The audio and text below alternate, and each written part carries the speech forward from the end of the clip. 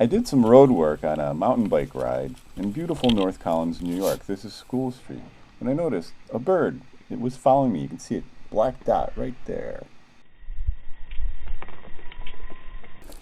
Well, at the time I didn't give the bird much of a second thought, and I continued on my hammer ride and got up to 27th gear. And then I noticed I was being observed by the residents.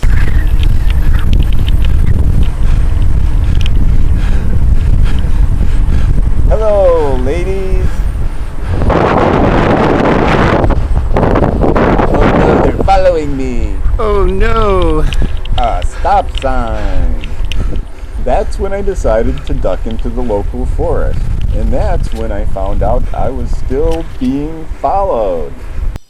So I hear this bird.